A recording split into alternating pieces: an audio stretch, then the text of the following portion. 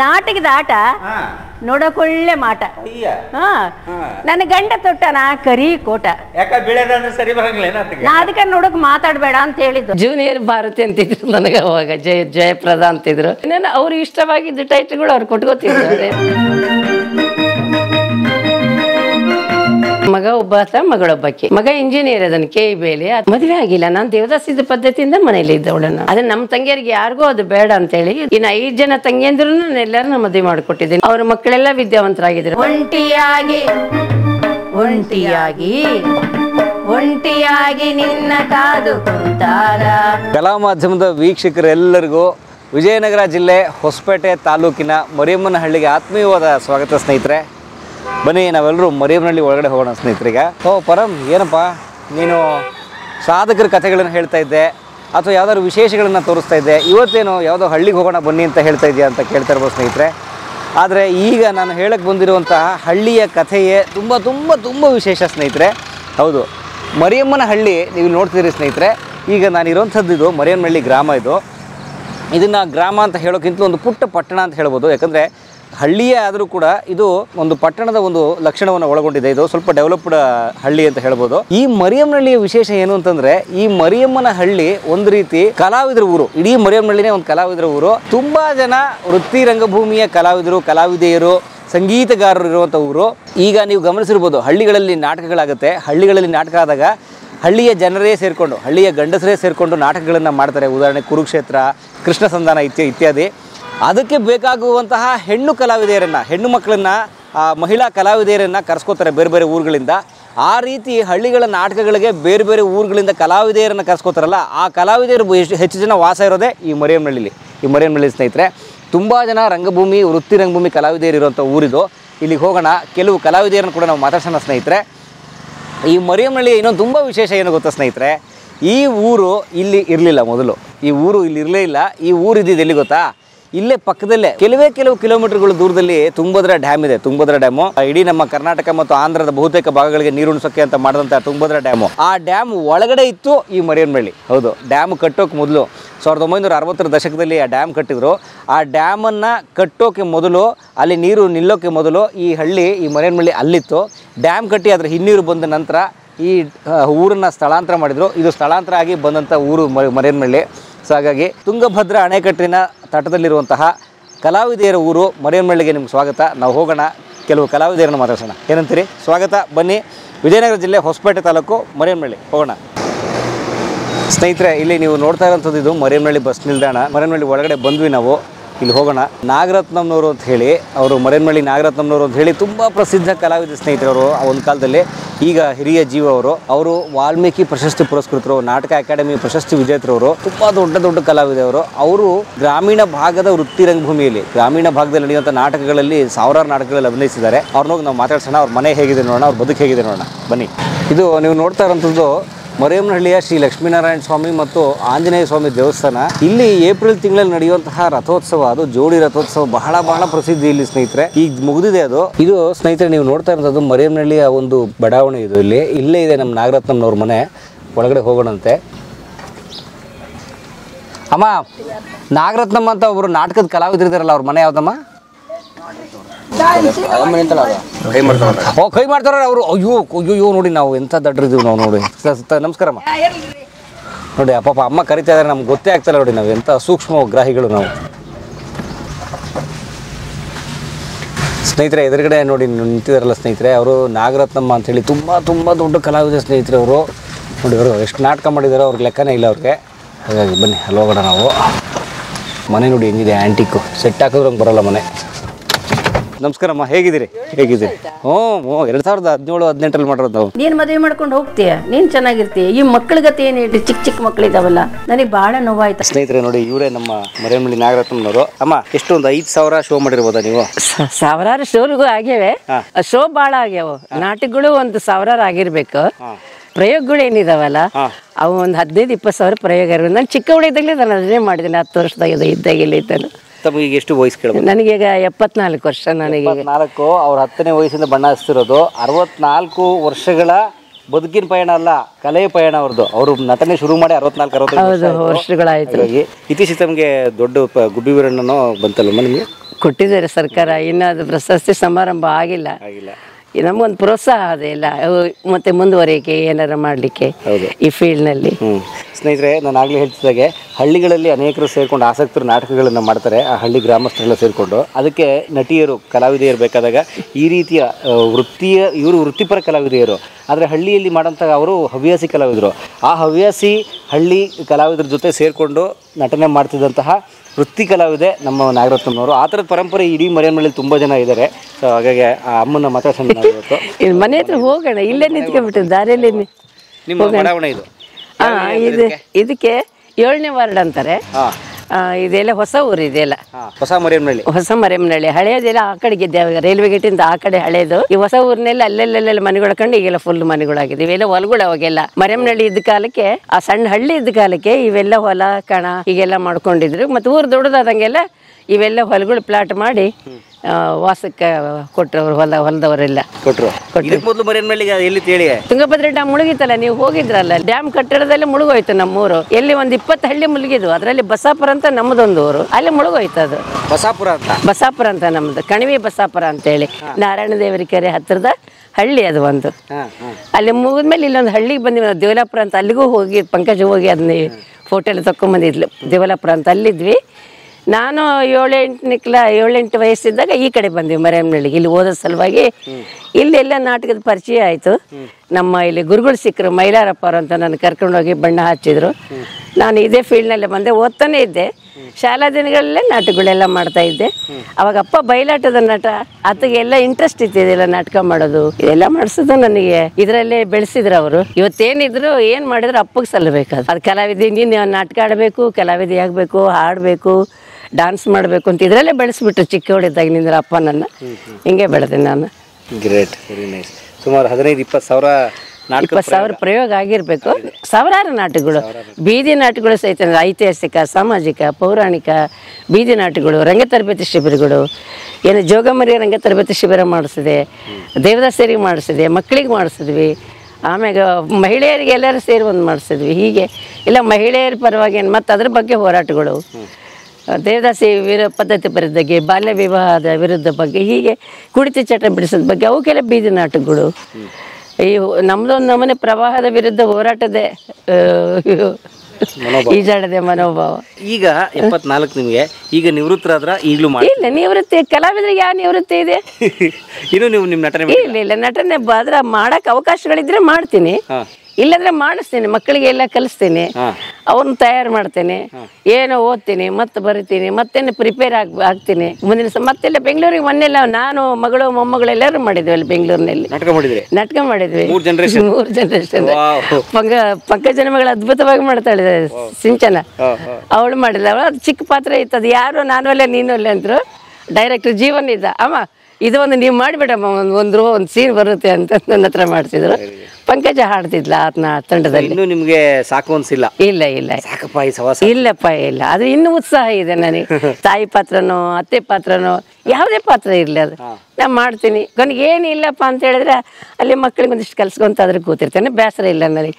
ಬದುಕು ಕೊಟ್ಟಿದ್ದು ರಂಗಭೂಮಿ, ನನಗೆ ಬದುಕೇ ಕೊಟ್ಟಿದ್ದು. ನನ್ನ ಸಂಸಾರನೇ ಚೆನ್ನಾಗಿದೆ ಅಂದರೆ ರಂಗಭೂಮಿ. ಅದಕ್ಕೆ ತಮ್ಮರಿದೆ, ನಾನಿಲ್ಲಿದೆ, ನನ್ನ ನೋಡ್ಕೋತಾರೆ. ಇಡೀ ತಂಗಿಯಂದ್ರ ಕುಟುಂಬ ಎಲ್ಲ ಚೆನ್ನಾಗಿದ್ದಾರೆ. ಅವರೆಲ್ಲರೂ ಇವತ್ತು ನಾನೇ ನೀವು ಬರ್ತೀರಿ ಅಂದರೆ ಕಾಯ್ತೀನಿ. ಅವರೆಲ್ಲರ ಕಾರ್ನಾಗ ಓಡಾಡೋ ಪರಿಸ್ಥಿತಿಯಲ್ಲಿ ಇದ್ದಾರೆ ಇವತ್ತು. ಎಲ್ಲರೂ ದೊಡ್ಡ ದೊಡ್ಡ ಅಧಿಕಾರಿಗಳಾಗಿದ್ದಾರೆ. ಅವತ್ತು ಊಟಕ್ಕೆ ಪರದಾಡಿದ್ವಿ ನಾವು. ಹೊಟ್ಟೆ ತುಂಬಿದ್ರೆ ಸಾಕು ಅಂತೇಳಿ ಅಲ್ಲೆಲ್ಲ ಪರದಾಡಿ ನಾಟಕ ಆಡ್ಕೊಂಡು ಬಂದು ತಂದು ದುಡಿದ್ರಾಗ ಎಲ್ಲರೂ ಅಕ್ಕ ತಂಗಿಯರು ಹೊಟ್ಟೆ ತುಂಬ ಊಟ ಮಾಡಿದ್ದೀನೇ ಸಂತೋಷ ನಮಗೆ. ಅಪ್ಪದ್ದು ಆಗ್ತಿದ್ದಿಲ್ಲ ನಿರಕ್ಷರಿ. ನಮ್ಮ ತಾಯಿ ಆಕೆ ಕೈಲಿ ಏನೂ ಆಗ್ತಿರ್ಲಿಲ್ಲ. ಕೂಲಿ ಮಾಡ್ತಿದ್ದು, ಎಷ್ಟು ದುಡಿತಿದ್ರು ಕೂಲಿಯಾಗಿ. ನಾನು ನಾಟಕ ಮಾಡೋದಿಷ್ಟು ಬರ್ತಿತ್ತು ದುಡ್ಡು.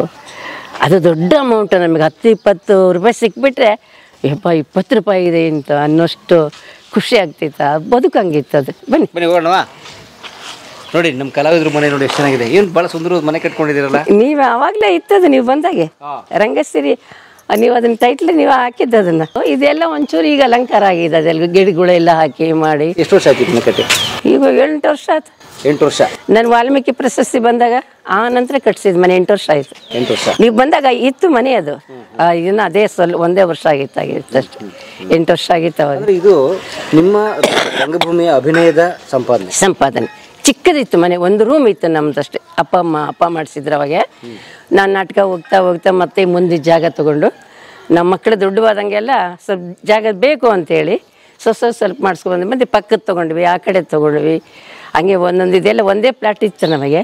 ಮತ್ತು ಮಕ್ಕಳೆಲ್ಲ ಭಾಳ ಜನ ಆದರೆ ಮತ್ತೆ ದುಡಿಮೆ ಬಂತಂಗೆ ಪಕ್ಕದ ಆ ಕಡೆ ತಗೊಂಡು ಅವಾಗ ಎಷ್ಟು 100-150 ಸಿಗ್ತಾ ಇತ್ತು. ಇವು 10 ತೊಗೊಳೋದಕ್ಕೆ ಪರದಾಡಿದ್ವಿ ನಾವು ಅವಾಗಿನ ಕಾಲಕ್ಕೆ. ಇವಾಗೆಲ್ಲ ಕೋಟಿಗಟ್ಟಲೆ ಲೆಕ್ಕ, ಇವಾಗ ಲಕ್ಷಗಟ್ಟಲೆ ಕೂಡ ಇಲ್ಲ ಇವಾಗ ಮನೆ. ಡಾಕ್ಟರ್ ಕೆ ನಾಗರತ್ನವರು ಮನೆ ಬೋರ್ಡ್ ಡಾಕ್ಟರ್ ಕೆ ನಾಗರತ್ನವರು ರಂಗ ಕಲಾವಿದರು ಮರಿಯಮ್ಮನಹಳ್ಳಿ. ಡಾಕ್ಟ್ರೇಟ್ ಬಂದಿದೆ ತಮಗೆ? ಯಾವ ವರ್ಷ ಬಂತು ಡಾಕ್ಟ್ರೇಟ್? 2013ರಲ್ಲಿ ಡಾಕ್ಟ್ರೇಟ್ ಬಂದಿತ್ತು. ಡಾಕ್ಟ್ರೇಟ್ ಬಂದ ನಂತರ ವಾಲ್ಮೀಕಿ ಪ್ರಶಸ್ತಿ 15ರಲ್ಲಿ ಬಂತು. ವಾಲ್ಮೀಕಿ ಪ್ರಶಸ್ತಿ ಗುಬ್ಬಿ ವೀರಣ್ಣ ಈ ವರ್ಷ ಆಗಿರೋದು, 24-25 ಆಗಿರೋದು ಈ ಸಲ. ಗುಬ್ಬಿ ವೀರಣ್ಣ ಪ್ರಶಸ್ತಿ ಅಂದರೆ ಸ್ನೇಹಿತರೆ, ಕನ್ನಡ ರಂಗಭೂಮಿಯಲ್ಲಿ ಕೆಲಸ ಮಾಡಿದ ಧೀಮಂತರಿಗೆ, ಅತಿ ಹಿರಿಯ ಧೀಮಂತರಿಗೆ ಕೊಡುವಂಥ ಅತ್ಯುನ್ನತ ಪ್ರಶಸ್ತಿ ಇದು. ಅದೇ ಬಹಳ ದೊಡ್ಡ ಪ್ರಶಸ್ತಿ ಅಂತ ಹೇಳಬೇಕು ರಂಗಭೂಮಿಯಲ್ಲಿರುವಂಥದ್ದು. ಕನ್ನಡ ರಂಗಭೂಮಿಯಲ್ಲಿ ಅದು ನಮ್ಮ ಗುಬ್ಬಿ ವೀರಣ್ಣವ್ರ ಹೆಸರು ಕೊಡುವಂಥದ್ದು. ಅದು ನಮ್ಮ ಮಾಸ್ಟರ್ ಹಿರಣ್ಣಯ್ಯನವ್ರಿಗೆ ಬಂದಿದೆ, ಆಮೇಲೆ BV ಕಾರಂತರಿಗೆ ಬಂದಿದೆ, ಈ ಥರದ ದೊಡ್ಡ ಮಹನೀಯರಿಗೆ ಬಂದಿದೆ. ಆ ಥರದೊಂದು ಪ್ರಶಸ್ತಿಯನ್ನು ಸ್ವೀಕರಿಸಿದವರು ನಮ್ಮ ನಾಗರತ್ನವರು. ಅದಕ್ಕೆ ಸರ್ಕಾರಕ್ಕೆ ಕುಮ್ಮಿ ವೀರಭದ್ರಪ್ಪರ ಅಧ್ಯಕ್ಷತೆಯಲ್ಲಿ ಅದು ನಡೀತು. ಆ ಒಂದು ನನಗೆ ಸಪೋರ್ಟ್ ಮಾಡಿದಂಥ ಅಲ್ಲಿರೋ ಎಲ್ಲ ವಿದ್ವಾಂಸರಿಗೆ ನಾನು ಧನ್ಯವಾದ ಹೇಳಬೇಕು. ಯಾಕೆಂದ್ರೆ ನಾನು ಚಿಕ್ಕವಳಿದ್ದಾಗ ಅವರೆಲ್ಲ ನೋಡಿದವರು ಇದ್ದರು. ಕೆಲವರು ವಿರೋಧ ಇತ್ತು, ಅವ್ರು ಹಳ್ಳಿಗಾಡಿನಲ್ಲಿ ಮಾಡಿದವರು, ಅವ್ರಿಗೆ ಯಾಕೆ ಕೊಡಬೇಕು, ಕಂಪನಿಯವರಿಗೆ ಮಾತ್ರ ಸಲ್ಲಬೇಕು ಅಂತ ಇತ್ತು. ಆದರೆ ನಮ್ಮ ವಿದ್ವಾಂಸರೇ ಅಂತ ಇಲ್ಲ, ಅವ್ರು ಹಳ್ಳಿಗಾಡಿನಲ್ಲೇ ಜೀವಂತವಾಗಿ ಇಟ್ಟಿದ್ದಾರೆ ಅದನ್ನು ರಂಗಭೂಮಿನ. ಅವಾಗಿನ ಒಂದು 50 ವರ್ಷದಿಂದ ಮಾಡ್ತಾ ಬಂದಿದ್ದಾರೆ. ಅವರ ಅರ್ಹತೆ ಇದೆ ಅಂಥೇಳಿ ಆ ಒಂದು ತಂಡದಲ್ಲಿ ಎಲ್ಲರೂ ಆ ವಿದ್ವಾಂಸರು ಏನಿದ್ರು ಅವರು ಎಲ್ಲರೂ ಒಂದು ಒಮ್ಮತಕ್ಕೆ ಬಂದು ಕುಮ್ಮಿ ವೀರಭದ್ರಪ್ಪರಿಗೆ ಸಪೋರ್ಟ್ ಮಾಡಿ ಅದನ್ನು ಆಯ್ಕೆ ಮಾಡಿದ್ರು. ಕುಮ್ಮಿ ವೀರಭದ್ರಪ್ಪ ಒಂದು ತಂಡ ಇದೆಯಲ್ಲ, ಅವರ ಸ್ನೇಹಿತರ ತಂಡಕ್ಕೆ ಅದಕ್ಕೆ ಧನ್ಯವಾದ ಹೇಳಬೇಕು. ಸರ್ಕಾರಕ್ಕೂ ಧನ್ಯವಾದ ಹೇಳಬೇಕು. ನನಗೆ ಈ ವಯಸ್ಸಿನಲ್ಲಿ, ಇಡೀ ವಯಸ್ಸಲ್ಲಿ ಒಂದು ಪ್ರಶಸ್ತಿ ಕೊಟ್ಟು ನನಗೊಂದು ಸ್ವಲ್ಪ ನೆಮ್ಮದಿ ಕೊಟ್ಟಿದ್ದಾರಲ್ಲ. ಎಲ್ಲ ದುಡಿದು ಬಿಟ್ಟಿದ್ವಿ, ಮುಗೀತು. ಆದರೆ ಬದುಕಿಗೆ ಒಂದು ನೆಮ್ಮದಿ ಬಗ್ಗೆ ಏನೊಂದು ಅಮೌಂಟ್ ಕೊಡ್ತಾರೆ, ಇಟ್ಕೊಂಡ್ರೆ ಅವರೇನು ಸ್ವಲ್ಪ ನೆಮ್ಮದಿ ಬದುಕ್ಬೋದು. ನಾನು ಮನೆಯಲ್ಲಿ ಈ ನೆಮ್ಮದಿ ಬದುಕು ಕೊಟ್ಟಿದೆ ಸರ್ಕಾರ, ಖುಷಿ ಪಡ್ಬೇಕು ಅದಕ್ಕೆ ನಾವು. ಅದು ಅಪ್ಪ ಅಮ್ಮ ಗುರುಗಳು ನನ್ನ ಬೆಳೆಸಿದಂಥ ಎಲ್ಲ ಯಾರಿಗೆ ನೆನಬೇಕು? ಬೆಳಗಾಗಿ ನಾನೆದ್ದು ಯಾರ್ಯಾರ ನೆನೆಯಲ್ಲಿ ಎಳ್ಳು ಜೀರಿಗೆ ಬೆಳೆದವಳ ಭೂತಾಯಿ ಎದ್ದುಂದುಗಳಿಗೆ ನೆನೆದೇನೆ ಅಂತ ನಾವು ಜಾನಪದ ಆಡ್ತೀವಿ. ಯಾರು ನೆನ್ಪು ಮಾಡ್ಕೊಳ್ಳಿ? ನಾನು ಅಪ್ಪ ಅಮ್ಮನೂ ನೆನ್ಪು ಮಾಡ್ಕೊಳ್ಳ, ಬಣ್ಣ ಹಚ್ಚಿದ ಗುರುಗಳು ನೆನ್ಪು ಮಾಡ್ಕೊಂಡ, ಕಲಿಸಿದ ಗುರುಗಳು ನೆನ್ಪು ಮಾಡ್ಕೊಳ್ಳ, ಇಡೀ ನಮ್ಮ ಕರ್ನಾಟಕದಾದಂಥ ರೈತರು ಬಟ್ಟೆ ಹಾಕ್ಕೊಂಡು ಪಾರ್ಟ್ ಮಾಡಿ ನಮ್ಮಂಥವ್ರನ್ನ ಬದುಕಿಸಿದ್ರಲ್ಲ, ಅವ್ರು ನೆನಪು ಮಾಡ್ಕೋಬೇಕು. ರೈತರಿಗೆ ಸಲ್ಲಬೇಕು. ಈಗ ರೈತರ ಕೈಗೆ ದುಡ್ಡಿಲ್ಲ, ನಾಟಕಗಳು ಕಡಿಮೆ ಆಗಿದ್ದಾವೆ. ಎಷ್ಟು ಜನ ರೈತರು ಬಟ್ಟೆ ಹಾಕ್ಕೊಂಡು ಪಾರ್ಟ್ ಮಾಡೋರಿಗೆ ಯಾರು ದುಡ್ಡು ಕೊಡ್ತಿರ್ಲಿಲ್ಲ. ಬೆಳೆ ಮಾರಿ ದುಡ್ಡು ತಂದು ನಮ್ಮ ಕೈ ಕೊಡ್ತಿದ್ರು ಅವರು. ಅಮ್ಮ ನಮಗಿದು ಸಂತೋಷ, ನೀವು ನಾಟಕ ಮಾಡಿಬಿಟ್ರಲ್ಲ, 1 ವರ್ಷ ನಾವು ಖುಷಿ ಪಡ್ತೀವಿ ಅಂತಂದು. ಆ ಖುಷಿಯಲ್ಲಿ ಮತ್ತೆ ನಾಟಕ ದುಡಿಯೋರು, ಮತ್ತೆ ಮಾರನೇ ವರ್ಷ ಇನ್ನೊಂದು ನಾಟಕ ಮಾಡೋರು, ಮತ್ತೆ ನಮ್ಮನ್ನು ಕರ್ಕೊಂಡು ಹೋಗೋರು. ಕೈ ತುಂಬ ದುಡ್ಡು ಕೊಟ್ಟವ್ರು ರೈತರು. ಇವತ್ತು ರೈತರ ಪರಿಸ್ಥಿತಿ ಇವತ್ತು ಚೆನ್ನಾಗಿಲ್ಲ, ನಾಟಕಗಳಿಲ್ಲ. ರೈತನೇ ನಮ್ಮನ್ನು ಗ್ರಾಮೀಣ ರಂಗಭೂಮಿ ಉಳಿಸಿದ್ದು ಒಬ್ಬ ರೈತ. ಎಂಥ ಪಾತ್ರ ಮಾಡೋರು ಅವ್ರು ರೈತರುಗಳು. ಅವರಿಗೆ ಬೇರೆ ಟ್ರೈನಿಂಗ್ ಇರಲಿಕ್ಕಿಲ್ಲ, ಹೇಳಿಕೊಟ್ರೆ ಅದ್ಭುತವಾಗಿ ಮಾಡೋರು. ಅವರು ಅಚ್ಚುಕಟ್ಟಾಗಿ ಮಾಡೋರು. ಆಸಕ್ತಿ ಇರೋದು ಹೇಳಿದ್ದು ನಿಷ್ಠೆಯಿಂದ ಕಲಿತಿದ್ರು ಅವ್ರು. ನಾವೇನು ಹೇಳ್ತೀವಿ ಅದು ಉಪದ್ವ್ಯಾಪಿತನ ಇಲ್ಲ, ಅದು ಏನು ಹೇಳ್ತಾರೆ ನಿಷ್ಠೆಯಿಂದ ಕಲಿತಿದ್ರು ಅವರು. ಕಲ್ತು ಮಾಡ್ತಿದ್ರು, ಖುಷಿ ಅದು ಅವರಿಗೆ. ಆರಾಮ್ ಬರ್ರಿ, ನೀವು ನಿನ್ನೆಯಿಂದ ಕಾಯ್ತಾ ಇದ್ದೀನಿ ನಿಮ್ಮನ್ನ. ನಿನ್ನೆ ಹೇಳಿದ್ರು ಪಂಕಜ ಬಂದಿದ್ರು, ನಿನ್ನೆ ಬಸವರಾಜ ಪಂಕಜ ಬೆಳಿಗ್ಗೆ ಇದ್ರು ಇಲ್ಲಿ.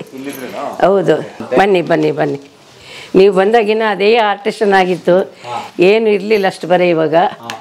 ಇವಾಗೆಲ್ಲ ಇದೆ, ಭಗವಂತ ಕೊಟ್ಟಿದ್ದಾನೆ ಎಲ್ಲದನ್ನು, ಏನು ತೊಂದರೆ ಇಲ್ಲ. ಇವಾಗ ಬದುಕಿಗೆ ಏನು ತೊಂದರೆ ಇಲ್ಲಪ್ಪ. ಭಾಳ ಕಷ್ಟಪಟ್ಟಿದ್ದೀನಿ ಪರಮೇಶ್ವರ್. ಆ ಕಷ್ಟ ಎಲ್ಲ ಇವಾಗ ನೆನಪಿಲ್ಲ ನನಗೆ, ನೆನಪು ಮಾಡ್ಕೊಳ್ಬಾರ್ದು ಕೂಡ ನಾವು. ಬಂದಿರುವಂತ ಬೇರೆ ಪ್ರಶಸ್ತಿ ಪುರಸ್ಕಾರ ಮತ್ತು ಅಪರೂಪದ ಫೋಟೋಗಳು. ಹೀರೋಯಿನ್ ನಮ್ಮನೆಗಿನ್ನ ಯಾರು ಇರ್ತಾರೆ? ಹೀರೋಯಿನ್ ನಾನೇನೆ.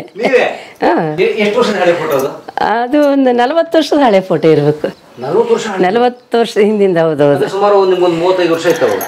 ಇರ್ಬೇಕು. ಅವಾಗಿನ ಫೋಟೋ 30 ವರ್ಷದ ಫೋಟೋ ಅದು.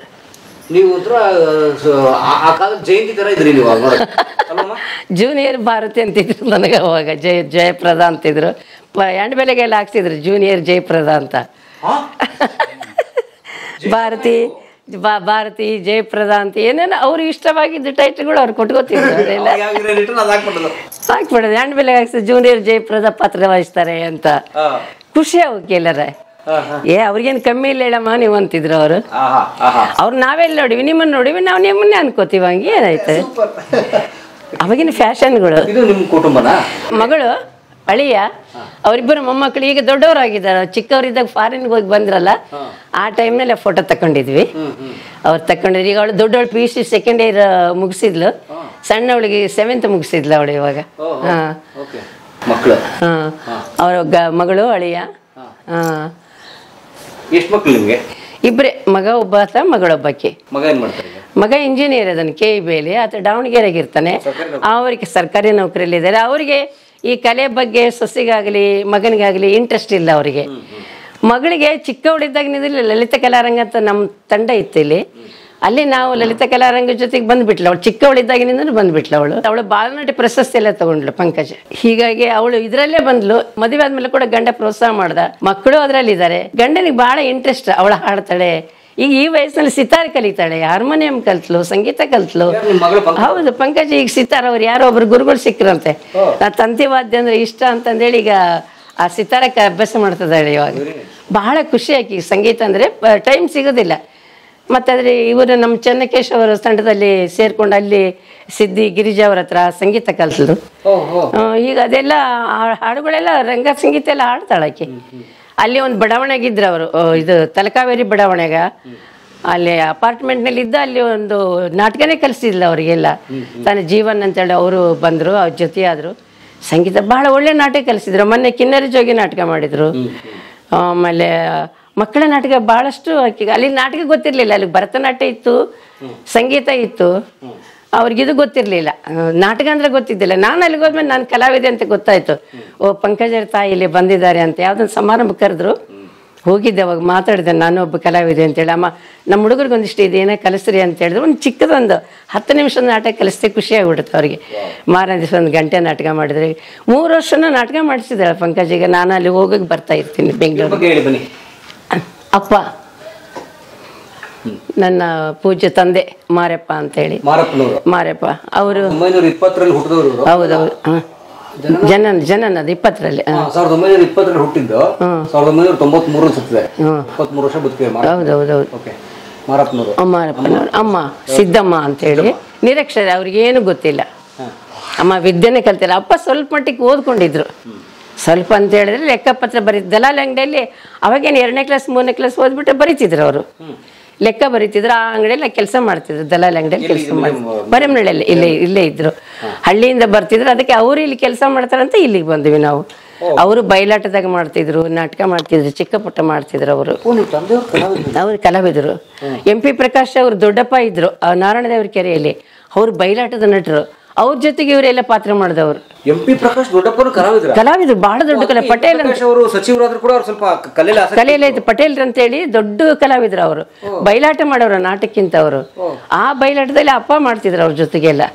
ಹೀಗಾಗಿ ಪ್ರಕಾಶ್ ಅವರು ವಕೀಲರು ಇದ್ದಾಗೆಲ್ಲ ನನಗೆ ಅಪ್ಪ ಪರಿಚಯ ಮಾಡಿಸಿದ್ರು. ನಮ್ಮ ವಕೀಲರು ಇವರು ಅಂತೇಳಿ. ಅವರು ರಾಜಕೀಯಕ್ಕೆ ಬಂದಿದ್ದ ಆಮೇಲೆ. ಮೊದಲು MP ಪ್ರಕಾಶ್ ಅವರು ವಕೀಲರಾದಾಗ ಅವರು ರಂಗಭಾರತಿ ತಂಡ ಮಾಡ್ಕೊಂಡಿದ್ರು. ಇಲ್ಲಿಂದ ನಾವು ಹೋಗಿ ರಂಗಭಾರತಿಯಲ್ಲಿ ಪಾರ್ಟ್ ಮಾಡ್ತಿದ್ವಿ ನಾವೆಲ್ಲ. ನಾನು ಕೂಡ್ಲಿಗಿ ಪದ್ಮ, ಸುಭದ್ರಮ್ಮ, ನಾವು ಮೂವರ ಅವ್ರ ತಂಡದಲ್ಲಿ ಇದ್ವಿ ನಾವು. ಹೀಗೆ ತಂದೆ ನಮ್ಮ ಬಣ್ಣ ಹಚ್ಚಿದ ಗುರುಗಳು ಮೈಲಾರಪ್ಪ ಅಂತೇಳಿ. ಇವರು ಇಲ್ಲ, ಅವರು ಹೋದ್ರು. ಅವ್ರ ಅಪ್ಪ ಹೋದ್ಮೇಲೆ ಅವರು ಹೋದ್ರು. ನನಗೆ ಬಹಳ ಪ್ರೀತಿಯಿಂದ ಅವರು, ಇಲ್ಲ ನೀನು ಚೆನ್ನಾಗಿ ಮಾಡ್ತೀಯ, ಕಲಿ, ಇದ್ರಲ್ಲಿ ಭವಿಷ್ಯ ಇದೆ ನಿನಗೆ, ಇರಲಿ ನಿಮ್ಮ ಬಡತನ ನೀಗ್ತತ್ ಇದರಿಂದ, ನೀನು ಚೆನ್ನಾಗಿರ್ಬೋದು ಅಂತೇಳಿ ನನಗೆ ಕಲಿಸಿದ್ರು. ನನಗೆ ಮೊದಲು ನಿಮಗೆ ನಾಟಕಕ್ಕೆ ಅವಕಾಶ ಕೊಟ್ಟವರು ಅವರು. ಬಣ್ಣ ಹಚ್ಚಿದವರೇ ಅವರು. ನನಗೆ ಎಷ್ಟು ವಯಸ್ಸು ಇತ್ತು ನಿಮ್ಗೆ? ನನಗೆ 10 ವರ್ಷ ಇರಬೇಕು, 9-10 ವರ್ಷ. ಚಿಕ್ಕವರು ಎಲ್ಲರೂ ಇಷ್ಟಿಷ್ಟೇ ಹುಡುಗರು. 10 ವರ್ಷದ ಹುಡುಗಿನ, ಚಿಕ್ಕ ಹುಡುಗಿ ನಾನು. ಅವಾಗ ಅವ್ರು ಸಂಸಾರ ಅಂತ ಒಂದು ನಾಟಕ ಮಾಡಿಸಿದ್ರು. ಸಾಮಾಜಿಕ ನಾಟಕ, ಚಿಕ್ಕದೊಂದು ನಾಟಕ. ಅದ್ರಾಗೆಲ್ಲ ಹೆಣ್ಣು ಹುಡುಗರು ನಾವು ಪುರುಷ ಪಾತ್ರ ಸ್ತ್ರೀ ಪಾತ್ರ ನಾವೇ ಮಾಡ್ತಿದ್ವಿ. ಈಗ ಸಣ್ಣ ಬರೇ ಹೆಣ್ಣು ಹುಡುಗರು ಅಂತ. ಹಂಗಾಗಿ ನಮ್ಮಲ್ಲೇ ಒಂದು 8-10 ಜನ ನಟಿಯರೇ ಇದ್ವಿ ನಾವು, ಆಗಿನ ಪೀಳಿಗೆರ ನಾವೆಲ್ಲ. ಉದಾಹರಣೆಗೆ ಈಗ ಮರಿಯಮ್ಮನಹಳ್ಳಿಲಿ ಕಲಾವಿದೆಯರು ಜಾಸ್ತಿ ಅಂತಾರಲ್ಲ, ಜಾಸ್ತಿ ಅವರೆಲ್ಲ ತಯಾರಾದ್ರು ಮೈಲಾರಪ್ಪನ ಕೈಯಲ್ಲಿ ಜಾಸ್ತಿ. ಹೌದು, ಬಾಸ್ ಇವರೇನೆ. ಕೆಲವರು ಆಮೇಲೆ ಅವ್ರ ಅಕ್ಕ ಮಾಡೋದು ನೋಡಿ, ಆಮೇಲೆ ಅಕ್ಕಪಕ್ಕದವ್ರು ಮಾಡೋರು ನೋಡಿ ಬಂದ್ರು ಆಮೇಲೆ. ಆದ್ರೂ ನಾವೊಂದು 8-10 ಜನ ತಯಾರಾಗಿದ್ದು ಇವ್ರ ಕಡೆಯಿಂದಾನೆ. ಒಂದು ಪರಂಪರೆ ಸೃಷ್ಟಿ ಮಾಡಿದ್ದೆ ಇವರೇನೆ. 8 ಜನ ಹೆಣ್ಮಕ್ಳು ಮತ್ತೆ ಬೇರೆ ಬೇರೆ ಬಂದ ಹೆಣ್ಮಕ್ಳೆಲ್ಲ ಹಳ್ಳಿಗಳಲ್ಲಿ ನಡೆಯುತ್ತೆ. ಹೌದು, ಅದೇ ನಾಟಕದಲ್ಲಿ ಭಾಗವಹಿಸಿದ್ವಿ. ಇಲ್ಲಿ ಬಹಳ ಜನ ಇದ್ವಿ ನಾವು. ಅವ್ರು ಕೆಲವರು ಬೇರೆ ಬೇರೆ ಕಾರಣಕ್ಕೆ ಬಿಟ್ಟರು. ಆದ್ರೆ ನಾನು ಮಾತ್ರ ಇದನ್ನ ಮುಂದುವರ್ಸ್ಕೊಂಡು ಹೋಗಿದ್ದು. ಇವ್ರ ಶಿಷ್ಯರಲ್ಲಿ ಅವ್ರು ಬೇರೆ ಓದಿದ ಮೇಲೆ ಮುಂದೆ ಓದ್ಕೊಂಡ್ರು, ಮದುವೆ ಆಯಿತು. ಇವ್ರು ಬೇರೆ ಬೇರೆ ಕಾರಣಕ್ಕೆ ಅವ್ರ ಫೀಲ್ಡ್ನಿಂದ ದೂರ ಆದರು. ಆದರೆ ನನಗೆ ಇದೇ ಬದುಕಿರೋದ್ರಿಂದ ನಾನು ಅವ್ರನ್ನ ಮುಂದೆ ಇಟ್ಕೊಂಡು ಅವ್ರು ಒಳ್ಳೊಳ್ಳೆ ಪಾತ್ರಗಳು ನನಗೆ ಕೊಟ್ಟರು, ಒಳ್ಳೊಳ್ಳೆ ಅವಕಾಶಗಳು ಕೊಟ್ಟರು. ಮುಂದೆ ಯಾವುದೇ ನಾಟಕ ಮಾಡಿದ್ರೆ ನನಗೊಂದು ಪಾತ್ರ ಇರ್ತಿತ್ತು. ಹೀಗಾಗಿ ಅವ್ರು ಬೆಳೆಸಿದ್ರು ನನ್ನ ರಂಗಭೂಮಿಯಲ್ಲಿ ಮೈಲಾರಪ್ಪ. ಆಮೇಲೆ ಈ ಮರಿಯಮ್ಮನಹಳ್ಳಿಯಲ್ಲಿ ಕಲಾವಿದೆಯರು ಜಾಸ್ತಿ ಅಲ್ಲಮ್ಮ? ಕಲಾವಿದೆಯರು ಜಾಸ್ತಿ, ಹೌದು, ನಟಿಯರು, ರಂಗಭೂಮಿ ನಟಿಯರು ಜಾಸ್ತಿ ಇಲ್ಲಿ. ಅದಕ್ಕೆ ಒಂದು ದೇವದಾಸಿ ಪದ್ಧತಿ ಕಾರಣ ಇತ್ತು ಇದಕ್ಕೆ. ಹಿಂದಿನ ಕಾಲಕ್ಕೆ ದೇವದಾಸಿ ಪದ್ಧತಿ ದೇವ್ರ ಸೇವೆ ಮಾಡೋಕ್ಕಾಗಿ ಇರ್ತಿದ್ರು. ಇಲ್ಲಿ ನಾರಾಯಣ ದೇವರ ಕೆರೆ ಅಂತ ಇತ್ತಲ್ಲ, ಅಲ್ಲಿ ಡ್ಯಾಮ್ ಮುಳುಗೋಯ್ತಲ್ಲ, ನಾರಾಯಣ ದೇವರ ಕೆರೆಯಲ್ಲಿ ದೇವದಾಸಿ ಪದ್ಧತಿ ಜೀವಂತವಾಗಿತ್ತು. ಅವಾಗಿನ ಕಾಲಕ್ಕೆ ಅದು ಅಶ್ಲೀಲ ಪದ್ಧತಿ ಅಲ್ಲ, ಒಂದು ಪೂಜೆ ಸ್ಥಾನ, ಪೂಜ್ಯದ ರೀತಿಯಿಂದ ನೋಡುವಂಥ ಒಂದು ಪದ್ಧತಿ ಅದು. ಆ ದೇವಸ್ಥಾನದಲ್ಲಿ ಭರತನಾಟ್ಯ ಮಾಡ್ತಿದ್ರು, ದೇವ್ರ ಸೇವೆ ಮಾಡಕ್ಕೆ ಸಂಗೀತ ಹಾಡ್ತಿದ್ರು, ಮಂಗಳಾರತಿ ಮಾಡ್ಬೇಕಾರೆ ಎಲ್ಲ ಹಾಡ್ತಿದ್ರು, ದೇವ್ರ ಸೇವೆ ಮಾಡ್ತಿದ್ರು. ಅವ್ರ ಬದುಕಿಗೆ ಯಾರನ್ನೋ ಒಬ್ಬರು ಮಾಡ್ಕೊಂಡು ಬದುಕಿದ್ರು ಅವರು. ಹೀಗಾಗಿ ಅದು ಈಗಲೂ ಆ ದೇವ್ರ ಸೇವೆ ಮಾಡೋರಿಲ್ಲ, ಆ ಒಂದು ಮಂತ್ಯಂದವರೇ ಮಾಡ್ತಾರೆ ಇನ್ನೂ ಕೂಡ ಅವರು ಆ ದೇವದಾಸಿ ಪದ್ಧತಿಯವರು. ಇವಾಗ ಅದು ಕೆಲವರು ಅದನ್ನ ದುರುಪಯೋಗ ಮಾಡ್ಕೊಂಡ್ಬಿಟ್ರಿ, ಕೆಲವರೆಲ್ಲ ಅದನ್ನ ದಂಧೆಗೆ ಮಾಡ್ಕೊಂಡ್ರು, ತಮಗೆ ಯಾವ ರೀತಿ ಅನುಕೂಲ ಬೇಕೋ ಅದಕ್ಕೆ ಮಾಡ್ಕೊಂಡ್ರು ಅದನ್ನು. ಹೀಗಾಗಿ ಅದು ಪದ್ಧತಿ ನಿರ್ಮೂಲನೆ ಮಾಡ್ಬೇಕನ್ನೋ ಮಟ್ಟಕ್ಕೆ ಅದು ಬಂದು ನಿಂತಿತ್ತು. ಈಗ ಅದ್ರ ಪದ್ಧತಿ ಇಲ್ಲ ಇವಾಗ. ಅಲ್ಲಿ ಇಲ್ಲ ಅಂದಮೇಲೆ ಅದು ಕಲಾವಿದರು ಇಲ್ದಂಗೆ ಆಗಿದ್ರೆ. ಈಗ ಈ ಕಲಾವಿದ್ರ ಕೊಡುಗೆ ಎಲ್ಲ ಭರತನಾಟ್ಯ ಕಲಾವಿದರು, ಸಂಗೀತ ಕಲಾವಿದರು, ಈ ನಾಟಕ ಕಲಾವಿದರು, ಇದೆಲ್ಲ ದೇವದಾಸಿ ಪದ್ಧತಿಯಿಂದ ಬಂದವರೇ ನಮ್ಮೂರಿನಲ್ಲಿ ಮಾತ್ರ. ಬೇರೆ ಕಡೆ ಅಲ್ಲಲ್ಲಿ ಇದ್ದಾರೆ. ಇಲ್ಲಿ ಮಾತ್ರ ಅದು ನಮಗೊಂದು ಸ್ವತಂತ್ರತೆ ಇತ್ತು. ನಾವು ರಂಗಭೂಮಿಗೆ ಬರಕ್ಕೆ ಒಂದು ಸ್ವತಂತ್ರತೆ ಸಿಕ್ತು ನಮಗೆ. ಹೀಗಾಗಿ ನೋಡಿ, ಹೆಣ್ಣು ಮಕ್ಕಳನ್ನ ಈಗ ನಿಮ್ದು ಸುಮಾರು ಒಂದು 65-70 ವರ್ಷದ ಹಿಂದೆ ಹೆಣ್ಣು ಮಕ್ಕಳನ್ನ ನಾಟಕ ಕಳಿಸೋದು ದೊಡ್ಡ ಕ್ರಾಂತಿ. ಹೌದೌದು, ಕಳಿಸ್ತಿದ್ದಿಲ್ಲ. ಅಭಿನಯ, ನಟನೆ, ನೃತ್ಯ ಕಳಿಸ್ತಿರ್ಲಿಲ್ಲ. ಬೇಡ ಅಂತಿದ್ರು. ನೀವೆಲ್ಲ ಬಂದ್ರಲ್ಲ, ಅದ್ರ ಬಡತನ ಕಾರಣ ನಮಗೆ. ಹೊಟ್ಟೆಪಾಡು ಹೋದ್ರೆ ಒಂದು 10-20 ರೂಪಾಯಿ ಸಿಕ್ತಿತ್ತು. ಅದೇ ಹೇಳ್ತೀನಲ್ಲ, ಎಲ್ಲರೂ ಅಸಹ್ಯ ಮಾಡ್ಕೊಳ್ಳೋರು. ಅಯ್ಯೋ, ಹೆಣ್ಣು ಹುಡುಗರು ಮನೆ ತುಂಬ ಹೆಣ್ಣು ಹುಡುಗರು ಇದ್ದಾರ, ಹುಡುಗಿನ ನಾಟಕ ಆಡಕ್ಕೆ ಕಳಿಸ್ತಾನೆ ಅವರಪ್ಪ ಅಂತಿದ್ರು.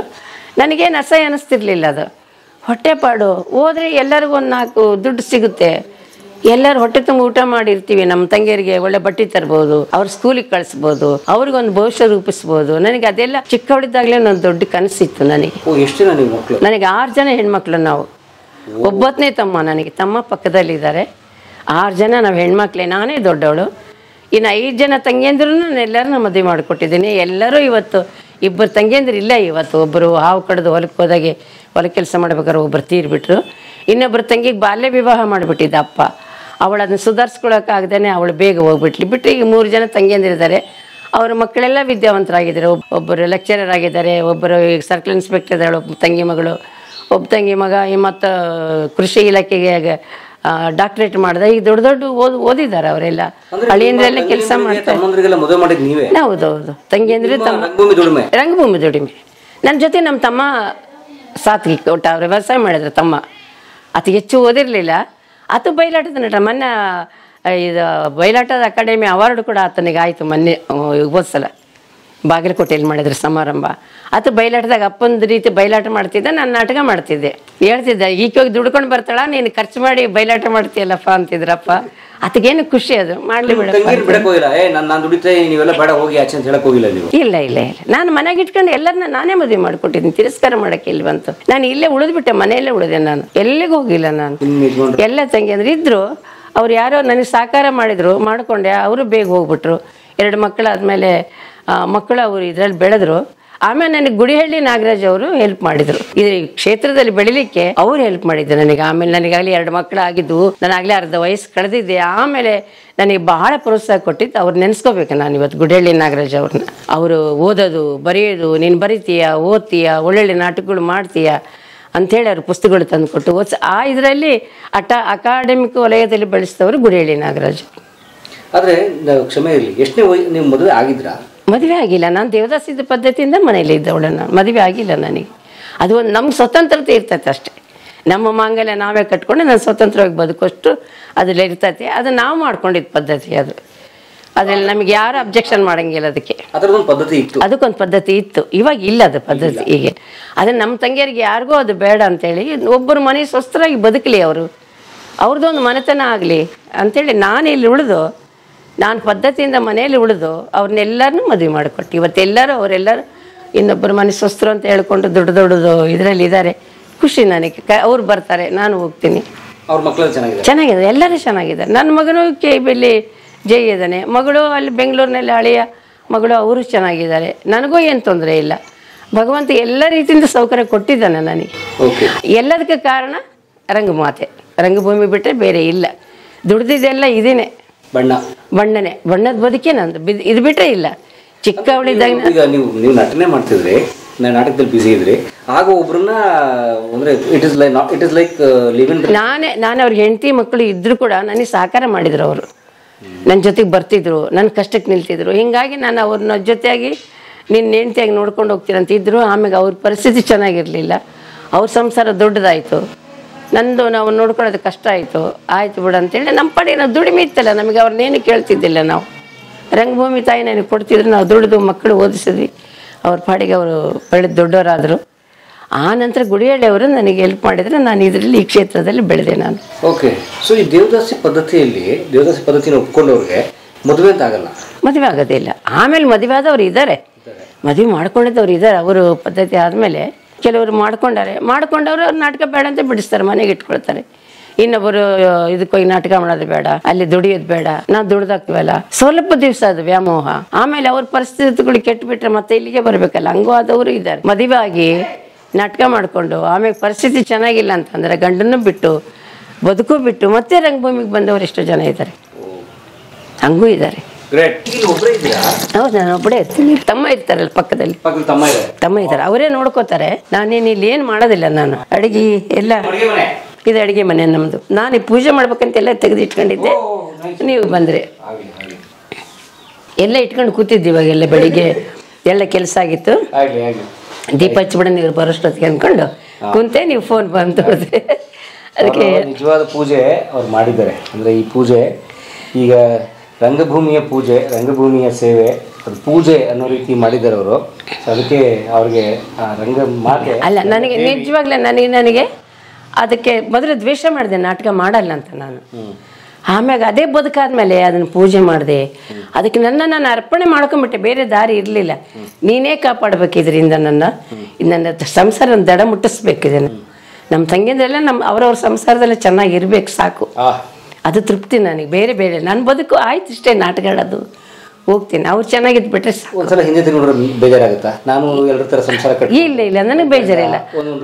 ಅವ್ರ ತೃಪ್ತಿಯಲ್ಲೇ ನನಗೆ ಖುಷಿ ಆಗುತ್ತೆ. ನನಗೆ ಅನಿಸಿರ್ತತೆ ಎಲ್ಲ, ಒಂದೊಂದ್ಸರ್ತಿ ಎಲ್ಲ ಅಂತ ನಿನ್ಗೆ ಬೇಜಾರಾಗೋದಲ್ಲ. ಇದೆಲ್ಲ ಅವ್ರ ಗಂಡ, ಅವ್ರ ಮಕ್ಕಳು, ಅವ್ರ ಮನೆ, ಅವರೆಲ್ಲ ಚೆನ್ನಾಗಿದ್ದಾರೆ, ನಿಂದೇ ಒಂದು ರೀತಿ ಇರಬೇಕು ಅಂತ ಇಲ್ಲ, ಹಂಗೇನಿಲ್ಲ. ಅವ್ರು ಚೆನ್ನಾಗಿದ್ದಾರಲ್ಲ ಸಾಕು. ಅವ್ರು ಪಡೆದು ಬಂದಿದ್ದಾರೆ. ಅವ್ರನ್ನೆಲ್ಲ ಸೆಟ್ಲ್ ಮಾಡಿ ಸಂತೋಷ ಇದೆ ನಿಮಗೆ? ಸಂತೋಷ ಇದೆ ನನಗೆ. ಅವ್ರು ಸೆಟ್ಲ್ ಮಾಡಿ ಸಂತೋಷ ನನಗಿದೆ.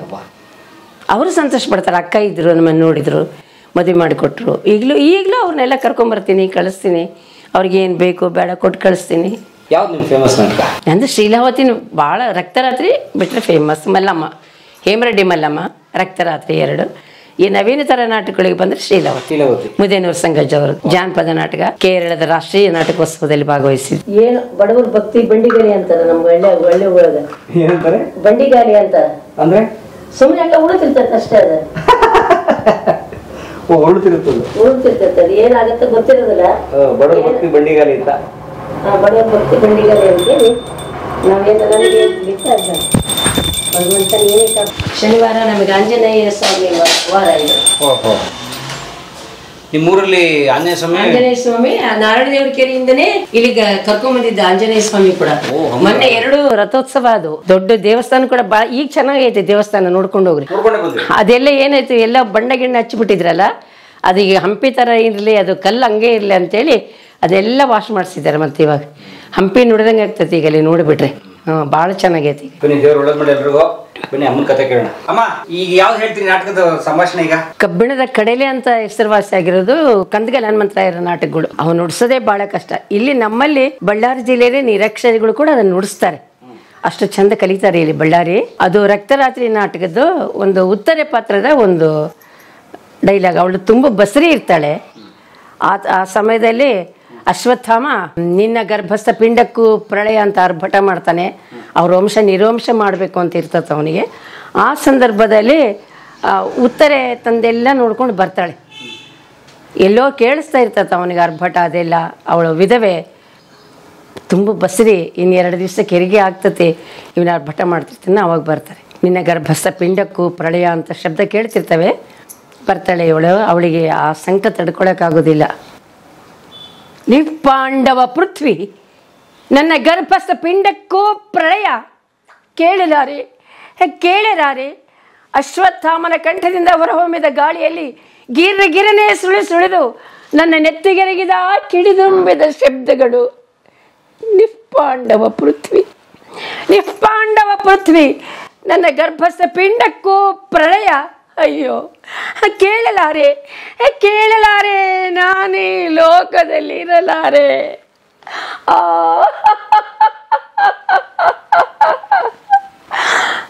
ಯಾರು? ನನ್ನ ಪ್ರಾಣೇಶ್ವರನು. ನಿಲ್ಲಿ ಮೋಡ ಕುದುರೆಯನ್ನೇರಿ ಓಡಿ ಹೋಗುದಿರಿ ಮುಗಿಲ ಮಾರ್ಗವಾಗಿ. ನಿಲ್ಲಿ, ನಾನು ಬರುವೆ. ಕರ್ಮದ ಕುಸುಮಗಳ ಕೋದು ಮಾಲೆ ಮಾಡಿಕೊಂಡು ಬರುವೆ. ನಿಲ್ಲಿ, ಕಣ್ಮರಿಯಾಗಬೇಡಿ. ನಿಮ್ಮವಳು ನಾನಲ್ಲವೇ ಅಭಿಮನ್ಯು ದೊರೆಯೇ?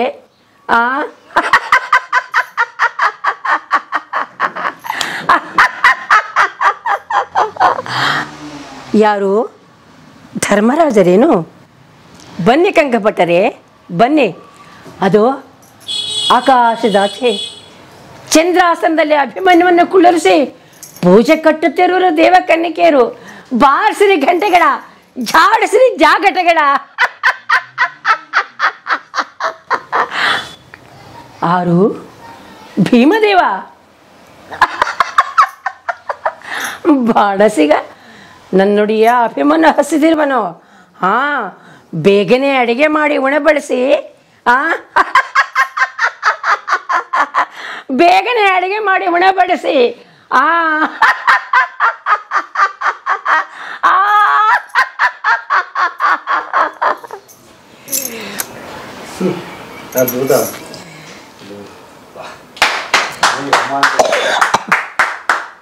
ಏನು ಹಾಡಿದ್ರಮ್ಮ? ಅಲ್ಲ, ಏನು ನನ್ನ ಸಂಭಾಷಣೆ? ಎಷ್ಟು ನಿಮ್ಗೆ ಏಜು? ಎಲ್ಲ ಏಜ್ ಆಗಿದೆ. ನಿಮ್ಮ ಪ್ರೋತ್ಸಾಹಕ್ಕೆ ಮಾತಾಡ್ಬಿಡ್ತೀನಿ. ನನಗೆ ಅಲ್ಲಮ್ಮ, 74ರಲ್ಲಿ ಹಿಂಗೆ ಹೇಳ್ತಿದ್ರಲ್ಲ, 24ರಲ್ಲಿ ಹಿಂಗೆ ಹೇಳ್ತಿದ್ರಿ. ಅವಾಗ ಆ ವಾಯ್ಸ್ ಬೇರೆ ಇತ್ತು. ಅದಲ್ಲಿ ಅವಾಗ ಅವ್ರು ನಮ್ಮ ಜೊತೆ ಪಾರ್ಟ್ ಮಾಡೋರಿಗೆ ಮಿಕ್ಕಿ ಮಾತಾಡ್ತಿದ್ವಿ ನಾವು. ಎಲೆವಾಳ ಸಿದ್ದೇನವರು, ದುರ್ಗಾದಾಸರು ಅವ್ರ ಜೊತೆಗೆ ಒದರ್ಬೇಕಲ್ಲ ನಾವು. ಅವರೆಲ್ಲ ಮಾಡ್ತಿದ್ರು ನಮ್ಮ ಜೊತೆ. ಅವ್ರು ಸರಿಸಮಾನ ಪಾತ್ರ ಮಾಡಿದವರು ನಾವು. ಎಲಿವಾಳ ಸಿದ್ದೇನವರು, ದುರ್ಗಾದಾಸರು, ಡಾಕ್ಟರ್ ರಾಜ್ಕುಮಾರ್ ಆಫ್. ಹೌದು, ರಂಗಭೂಮಿ. ಡಾಕ್ಟರ್ ರಾಜ್ಕುಮಾರ್ ಜೊತೆ ಪಾರ್ಟ್ ಮಾಡಿದವರು ಎಲಿವಾಳ ಸಿದ್ದೇಸ್ವಾಮಿಯವರು.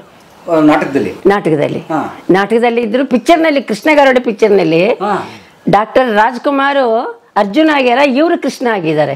ಎಲಿವಾಳ ಸಿದ್ದಯ್ಯನವರು ಕೃಷ್ಣ ಆಗಿದ್ದಾರೆ. ನನ್ನ ಶಿಷ್ಯನಾಗಿ ನಟಿಸಿದವನು ಯಾರು ಗೊತ್ತೇ? ಮಕರಂದ. ಡಾಕ್ಟರ್ ರಾಜ್ಕುಮಾರ್ ಅರ್ಜುನ ಆಗಿದ್ದಾರೆ. ಅರ್ಜುನ ಕೃಷ್ಣ. ಬಲೆ ಬಲೆ ಗಾರುಡಿ ಬಲಕಿನ ಜೋಡಿ, ಬಲೆ ಬಲೆ ಗಾರುಡಿ.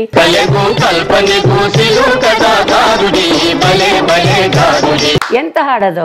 ಅವ್ರದೇ ಚಿಕ್ಕ ಪಾತ್ರ ಮಾಡಿದ್ದಾರೆ ರಾಜ್ಕುಮಾರ್. ಈತ ಅಂತ ಪಾತ್ರ ಮಾಡಿದ್ದಾರೆ ಸಿದ್ದೇಸ್ವಾಮಿ. ಅವ್ರು ಉಳಿಲಿಲ್ಲ ಫೀಲ್ಡ್ ನಲ್ಲಿ. ಅಲ್ಲಿ ಅದ್ಭುತ ರಾಜ್ಕುಮಾರ್ನ ಸರಿಸಮ ಬೆಳಿತಿದ್ರು ಅವರು. ಇವ್ರು ಏನೇನೋ ಬೇರೆ ಬೇರೆ ಇದಕ್ಕೆಲ್ಲ ಬಂದ್ಬಿಟ್ರಿ ಈ ಕಡೆಗೆ ಅಷ್ಟೇ. ಸಿನಿಮಾ ಹೋಗಿ ಬಂದಿದ್ದಾರೆ.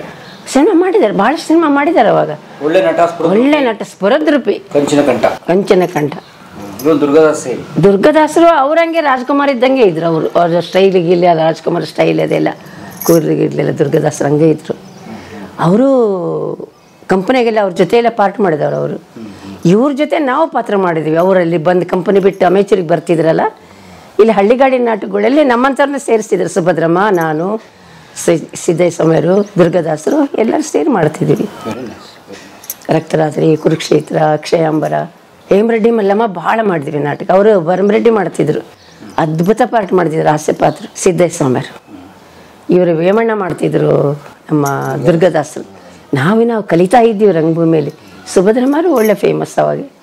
ನಾವು ಇವರೆಲ್ಲರ ನಡುವೆ ನಾವು ಶೈನ್ ಆದ್ವಿ. ನಾವು ಅವಾಗ ಅವ್ರ ಜೊತೆ ನಾವು ದೊಡ್ಡ ನಟಿಗರಾಗ್ಬಿಟ್ಟಿವಿ. ನಾವು ಇವರೆಲ್ಲ ಬೆಳೆಸಿದ್ರು ನಮ್ಮನ್ನೆಲ್ಲ, ಅವ್ರ ಜೊತೆ ನಮ್ಮನ್ನು ಕರ್ಕೊಂಡು ನಮಗೂ ಕಲಿಸಿ ಬೆಳೆಸಿದ್ರು ಅವರೆಲ್ಲ. ಈ ಹೇಮರೆಡ್ಡಿ ಮಲ್ಲಮ್ಮ ಅಂದರೆ ಹೇಮರೆಡ್ಡಿ ಮಲ್ಲಮ್ಮನ ಸಂಭಾಷಣೆ ಹೇಳ್ಬೋದಾ? ಆ ಸಂಭಾಷಣೆ ಅವು ಏನಾಗುತ್ತೆ, ಭಾಳ ಭಕ್ತಿ ಪ್ರಧಾನವಾದ ನಾಟ. ಅದು ಭಾಳ ಭಕ್ತಿಯಿಂದ ಆ ನಾದೇನ ಎಣ್ಣೆಯವ್ರ ಹತ್ರ ಕೇಳಿಕೊಳ್ಳೋದಷ್ಟೇ. ನಾನು ನಿಮ್ಮ ಒಡಹುಟ್ಟಿದ ಅಕ್ಕ ಎಂದು ತಿಳಿಯಿರಿ, ತಂಗಿ ಎಂದು ತಿಳಿಯಿರಿ, ನನ್ನೆಲ್ಲ ಭೇದ ಭಾವವಿಲ್ಲ, ನೀವು ಹೇಳಿದ ಕೆಲಸಗಳನ್ನು ಮಾಡ್ತೀನಿ, ನಿಮ್ಮ ಸೀರೆ ಒಗಿತೀನಿ, ಮನೆ ಕೆಲಸಗಳೆಲ್ಲ ಮಾಡ್ತೀನಿ, ಕುಟ್ಟೋದು, ಬೀಸೋದು, ನೀರು ತರೋದು ಎಲ್ಲ ಕೆಲಸ ಮಾಡ್ತೀನಿ. ಆದರೆ ನನ್ನ ಮೇಲೆ ಭೇದ ಭಾವ ಮಾಡಬೇಡ್ರಿ, ನನ್ನೊಬ್ಬಳು ನಿನ್ನ ಒಡಹುಟ್ಟಿದ ತಂಗಿ ಅಥವಾ ಅಕ್ಕ ಎಂದು ತಿಳಿಯಿರಿ, ನಿಮ್ಮ ಬಟ್ಟೆಗಳನ್ನೆಲ್ಲ ತೊಳೆದು ಇಡ್ತೀನಿ, ನಾನು ದನ ಕರುಗಳು ಕಾಯ್ಕೊಂಡು ಬರ್ತೀನಿ, ಕುರುಡು ತಟ್ಟಿ ಅಲ್ಲಿ ಬೆರಣೆ ಬೆಳೆಸ್ತೀನಿ, ನಾನು ಎಲ್ಲ ಕೆಲಸ ಮಾಡ್ತೀನಿ, ಆದರೆ ನನ್ನ ಭೇದ ಭಾವ ಮಾಡಬೇಡ್ರಿ.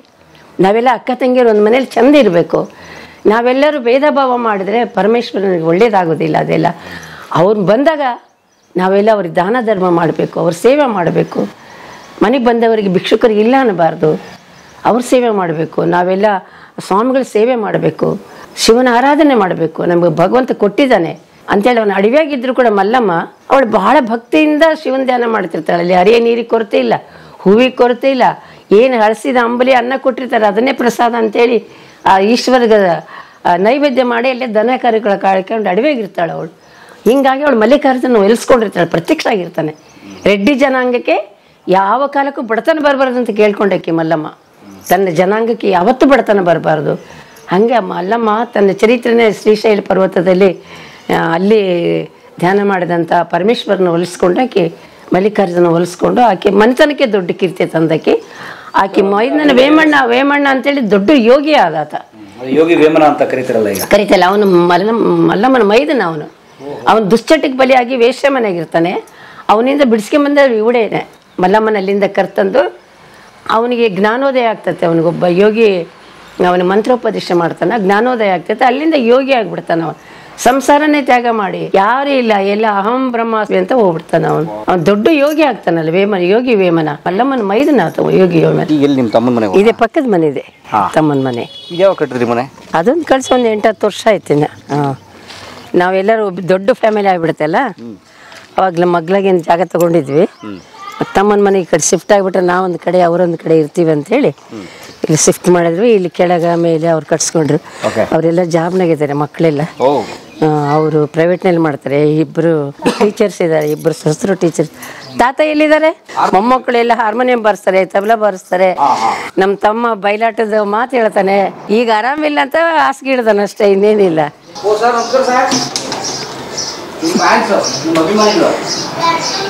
ಇವಾಗ ಆಪರೇಷನ್ ಆಗಿದೆ ಆತನಿಗೆ. ಮಂಡಿ ನಡೆಯಕ್ಕೆ ಬರ್ತಿರ್ಲಿಲ್ಲ, ಭಾಳ ತೊಂದರೆ ಇತ್ತು ಮಂಡಿದು. ಒಳ್ಳೆ ನಟ, ಬಯಲಾಟದ ನಟ ತಮ್ಮ. ಮಾತುಗಳೆಲ್ಲ ಡೈಲಾಗ್ ಎಲ್ಲ ಹೇಳ್ತಾನೆ. ಅದ್ಭುತವಾಗಿ ಪಾಠ ಮಾಡಿದವರು. ಮೇಲೆ ಅದಾವ ಫೋಟೋಗಳೆಲ್ಲ ಭಾಳ ಚೆನ್ನಾಗಿದಾವ ಅವ್ರ ಫೋಟೋಗಳೆಲ್ಲ. ಹೇ ಜನಕ ಜಗದಿಖ್ಯಾಂತಿ ಕನಕ, ನನ್ನನ್ನು ಏನು ಕಾರಣ ಕರೆಸಿದಿ? ದಾವಲೋಕದಲ್ಲಿಂದ ವೈರಿಗಳು ಮಾರುಮೂಲತ ನಿಂತಿರುವರು, ದಾನವರ ಕಾವಲವು ಹೆಚ್ಚಾಯಿತು. ತಂದೆ, ದಾವ ಮನುಷ್ಯನೇನಿಂದ ಕುಂದೆ ನೇನುಗಳಿದ್ದರೆ ನನ್ನ ಮುಂದೆ ವರ್ಣಿಸು. ಲಕ್ಷಕದೊಳ ಮಕ್ಷಕತ್ವರ್ಪ ಹೈತರನ್ನು ಭಿಕ್ಷ ಪಾತ್ರಕರನ್ನು ಅಲಕ್ಷ್ಯ ಮಾಡಿ ಬರುತ್ತೇನೆ. ಬಳಿರೇ ಶ್ರೀರಾಮಚಂದ್ರನೆಂದರೆ ಈ ಜಗತ್ತವೇ ತಲೆ ತೆಳಗಾಗಿ ಒಯ್ದಾಡುತ್ತದೆ. ಇಂತಹ ಮಹಾಪರಾಕ್ರಮಿಗಳಿರುವ ಭರತ ಶತ್ರುಘ್ನರಿರಲಿಕ್ಕೆ ಚಿಂತಿಸುವುದೇನು ಕಾರಣ ತಂದೆ? ನೀನು ಕರೆಸಿದ ಕ್ಷಣಕ್ಕೆ ನಾನು ಬಂದೆ. ಯಾವ ಡೈಲಾಗ್ ಇದು? ಇದು ರಾಮಾಯಣದ ರಾಮನದ ಡೈಲಾಗ್. ಇದು ಯಾವ ಸಂದರ್ಭದ್ದು? ಇದು ಫಸ್ಟಿಗೆ ಕರೆಸ್ತಾರ, ದಶರಥ ಕರೆಸಿದಾಗ. ನೀವು ಈ ಪಾತ್ರ ಮಾಡ್ತಿದ್ರಾ? ಮಾಡ್ತಿದ್ವಿ. ಸಮಯ ಸಿಗೋದಾ ನಿಮ್ಮ ಕೃಷಿ ವ್ಯವಸಾಯದ ಮಧ್ಯೆ? ಅವಾಗ ಮತ್ತೆ ನಾವು ರಾತ್ರಿ ಆಡ್ತೀವಿ, ಪ್ರಾಕ್ಟೀಸ್ ಮಾಡಿ ನಮ್ಮ ಬಯಲಾಟ ಮಾಡ್ತಿದ್ವಿ. ಬಯಲಾಟ ಒಂದು ಪದ ಹೇಳಿ ನಾಟಕದ. ತಂದಿಯೇ ತಮ ಪಾದಕೀಗ ವಂದಿಸುವೆನು ಲಾಲಿಸೈ. ತಂದಿಯೇ ತಮ ಪಾದಕೀಗ ವಂದಿಸುವೆನು ಲಾಲಿಸೈ. ಇಂದು ಎಮ್ಮನೋ ಕರೆಸಿದ ಪರೆ, ಇಂದು ಎಮ್ಮನೋ ಕರೆಸಿದ ಪರೆ, ಸರಸ ಸಮಾರ ಪೇಳುವದೈ. ತಂದಿಯೇ ತಮ ಕೇಳದಕೀಗ ವಂದಿಸುವೆನು ಲಾಲಿಸೈ. ಕರಸಿದ ಪೊರೆಯನು ಬರದಲ್ಲಿ ಪೇಳುವೆ ಸರಸ ಸಮಾರ ಧೀರ ಸೂರ ತಂದಿಯೇ ತಮ್ಮ ಪಾದಕೀಗ ಒಂದು ಶಿವೇನು ಲಾಲಿಸೈ. ಎಷ್ಟು ನಮ್ಗೆ ಏಜು? 70 ಅದ್ರಿ. 70 ವರ್ಷ. ನಾವು ರಾಮಾಯಣ 15 ವರ್ಷ ಕಂಟಿನ್ಯೂ ಮಾಡಿದ್ವಿ ಇಲ್ಲಿ ಜಾತ್ರೆಗೆ. ಮರಿಯಮ್ಮನಹಳ್ಳಿಯಲ್ಲಿ ಏನು ಮಾಡ್ಕೊಡ್ರಿ ಕಾಲು? ಇದು ಮಂಡಿ ನಡ್ಯಕ್ಕೆ ಆಗ್ತಾರಲ್ಲ ಅದು ಮಾಡ್ಸ್ಕೊಂಬಂದ್ರು ಮಣಿಪಾಲಿಗೆ ಹೋಗಿ. ಮಂಡಿ ಆಪರೇಷನ್? ಮಂಡಿ ಆಪರೇಷನ್. ಈಗ ಎಷ್ಟು ದಿನ ಬೇಕಿನ್ನ ಹಿಂಗೆ? ಈಗ ಇನ್ನೂ 15 ದಿವಸ ಆಗೈತೆ ಸರ್. ನಾಳೆಗೆ 15 ದಿನ ಆಕೈತೆ. ಇನ್ನು 15-20 ದಿನ ಅಲ್ಲಿ ಹೋಗಿ ಬರೋಕಲ್ಲ. 21 ಬರೋಕ್ಕೆ ಬಾ ಅಂತ ಹೇಳ್ಯಾರ ಮಣಿಪಾಲಿ. ಆಮೇಲೆ ಬಿಡಿಸ್ತಾರೆ. ಆಮೇಲೆ ಬಿಸ್ತಾರೆ. ಈ ಕಾಲ್ ಸರಿ ಇದೆಯಾ? ಈ ಕಾಲ್ ಸರಿ ಇದೆ. Very good. ತಬಲ ಐತಿ, ಪೆಟ್ಟಿಗೆ ಐತಿ. ತಾನು ಈತೆಲ್ಲ ಪುರಾಣಕ್ಕೆ ಹೋಗ್ತಿರ್ತಾನೆ, ಪುರಾಣದಾಗ ಬಾರಿಸ್ತಿರ್ತಾರೆ, ಪೆಟ್ಟಿಗೆ ಬಾರಿಸಕ್ಕೆ ಹೋಗ್ತಾರೆ, ಭಜನೆ ಮಾಡ್ತಾರೆ. ಭಜನೆ ಸಂಘದ ಮಾಸ್ಟರ್ ನಾವು.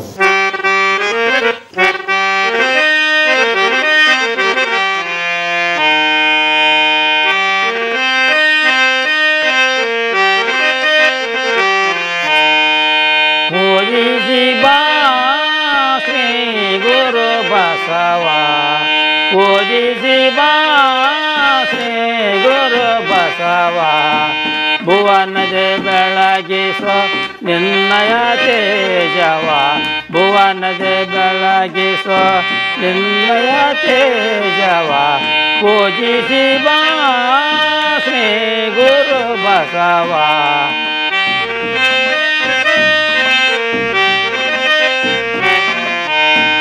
ಶರಣರ ಹೃದಯವಿಯನೆ ಬಾ, ಶರಣರ ಹೃದಯವಿಯನೆ ಬಾ,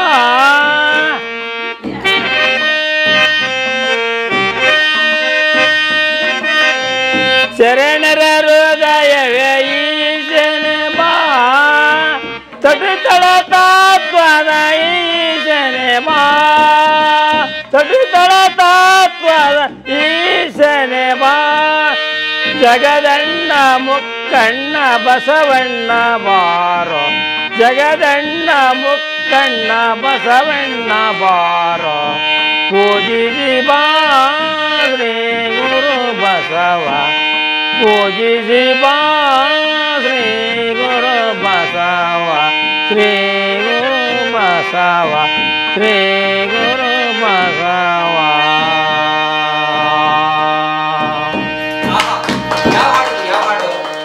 ಇದು ಬಸವಣ್ಣನ ವಚನ. ನಾವು ಆಡೋದು ಕಡಿಮೆ, ಆಡದಿರ್ತಾರ, ಬಾರ್ಸೋದು ಜಾಸ್ತಿ. ನಾವು ಅವ್ರು ಆಡೋದಿರ್ತಾರ ಮರ. ಜನಪದ ಗೀತೆ ಚೆನ್ನಪ್ಪ ಚನ್ನಗೌಡ. ಚೆನ್ನಪ್ಪ ಚೆನ್ನಪ್ಪ ಚನ್ನಗೌಡ ಗುಂಬರ ಮಾಡಿದ ಕಡನವ, ಚೆನ್ನಪ್ಪ ಚನ್ನಗೌಡ ಕುಂಬರ ಮಾಡಿದ ಕಡನವ, ಚಂದಕ ತಂದೇನ ತಂಗಿ ನೀರಿಗೆ ಬಂದೇನ, ಚಂದಕ ತಂದೇನ ತಂಗಿ ನೀರಿಗೆ ಬಂದೇನ, ಚೆನ್ನಪ್ಪ ಚನ್ನಗೌಡ ಕುಂಬರ ಮಾಡಿದ ಕೊಡನವ್ವ, ಚೆನ್ನಪ್ಪ ಚನ್ನಗೌಡ ಕುಂಬರ ಮಾಡಿದ ಕೊಡನವ್ವ, ಚಂದಕ ತಂದೇನ ತಂಗಿ ನೀರಿಗೆ ಬಂದೇನ, ಚಂದಕ ತಂದೇನ ತಂಗಿ ನೀರಿಗೆ ಬಂದೇನ, ಬನಿಯ ಬನದಾಗ ನಂಗ ಬಾಗಿ ಬರಲವ್ವ, ಬನಿಯ ಬನದಾಗ ನಂಗ ಬಾಗಿ ಬರಲವ್ವ, ಚಂದಕ ತಂದೇನ ತಂಗಿ ನೀರಿಗೆ ಬಂದೇನ, ಚಂದಕ ತಂದೇನ ತಂಗಿ ನೀರಿಗೆ ಬಂದೇನ, 639 ಚಿತ್ರದ ಕೊಡನವ್ವ, 639 ಚಿತ್ರದ ಕೊಡನವ್ವ, ಚಂದಕ ತಂದೇನ ತಂಗಿ ನೀರಿಗೆ ಬಂದೇನ, ಚಂದಕ ತಂದೇನ ತಂಗಿ ನೀರಿಗೆ ಬಂದೇನ, ನಿಂಬಿಯ ವನದಾಗ ನಂಗ ನಂಬಿ ಬರಲವ್ವ, ನಿಂಬಿಯ ವನದಾಗ ನಂಗ ನಂಬಿ ಬರಲವ್ವ, ಚಂದಕ ತಂದೇನ ತಂಗಿ ನೀರಿಗೆ ಬಂದೇನ, ಚಂದಕ ತಂದೇನ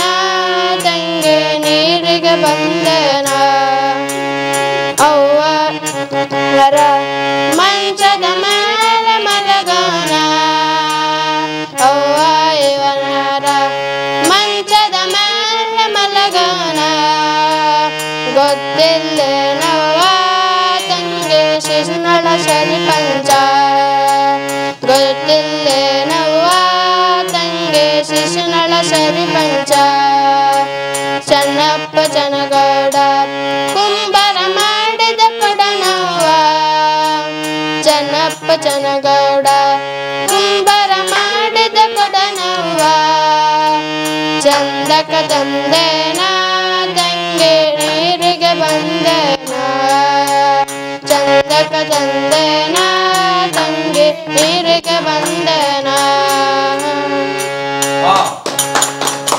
ಎಲ್ಲಿ ಕಲ್ತಿದ್ದು? ಸಂಗೀತ ಕ್ಲಾಸಿಗೆ ಹೋಗ್ತೇನೆ. ಎಲ್ಲಿ ಭಾಗವಹಿಸಿದ್ದಲ್ಲ? ಪ್ರತಿಭಾ ಕಾರಂಜಿ. ಯಾವ ವರ್ಷ? ಹೋದ ವರ್ಷ.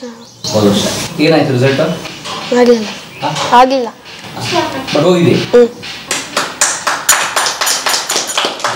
ಅವನು ಹೋಗಿದ್ದಾನ? ಪ್ರತಿಭಾ ಕಾರಂಜಿ ತಾಲೂಕ್ ಲೆವೆಲ್ಗೆ ಹೋಗಿ ಅಲ್ಲಿ ಇದಾಗಲಿಲ್ಲ ಅರ್ಶ ಇತ್ತು.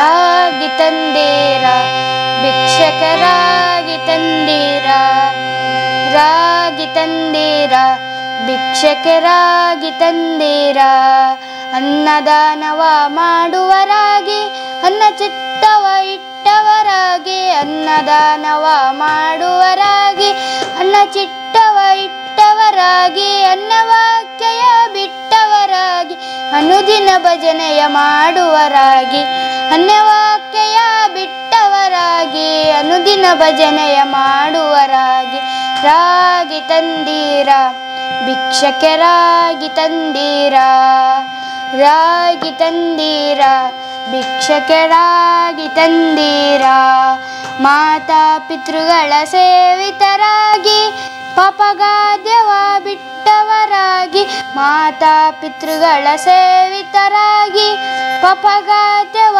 ಬಿಟ್ಟವರಾಗಿ ಜಾತಿಯ ಮಿಗಿಲಾದವರಾಗಿ ನೀತಿ ಮಾರ್ಗದ ಚಾತರಾಗಿ ಜಾತಿವ ಮಿಗಿಲಾದವರಾಗಿ ನೀತಿ ಮಾರ್ಗದಲ್ಲಿ ಚಾತರಾಗಿ ರಾಗಿ ತಂದೀರ ಭಿಕ್ಷಕರಾಗಿ ತಂದೀರ ರಾಗಿ ತಂದೀರ ಭಿಕ್ಷಕರಾಗಿ ತಂದೀರ. ಕಲಾ ಮಾಧ್ಯಮದ ಎಲ್ಲ ಎಪಿಸೋಡುಗಳು ನಿಮಗೆ ಸಿಗಬೇಕು ಅಂತಂದ್ರೆ ಕಲಾ ಮಾಧ್ಯಮ ಯೂಟ್ಯೂಬ್ ಚಾನೆಲ್ನ ಸಬ್ಸ್ಕ್ರೈಬ್ ಮಾಡಿ, ಬೆಲ್ ಐಕಾನ್ನ ಕ್ಲಿಕ್ ಮಾಡಿ, ತಪ್ಪದೇ ಮಾಡಿ. ಈ ವಿಡಿಯೋ ನೋಡಿದ್ದಕ್ಕೆ ನಿಮಗೆ ತುಂಬ ಧನ್ಯವಾದಗಳು. ಪುಸ್ತಕಗಳನ್ನ ಓದು ಮನಸ್ಸನ್ನು ಅರಳಿಸುತ್ತೆ, ಬುದ್ಧಿಯನ್ನು ಚುರುಕು ಮಾಡುತ್ತೆ, ಕಾಣದ ಹೊಸ ಲೋಕವನ್ನು ಪರಿಚಯಿಸುತ್ತೆ. ಹಾಗಾಗಿ ಓದುವ ಸಂಸ್ಕೃತಿ ಹೆಚ್ಚಾಗ್ಲಿ. ಧನ್ಯವಾದ.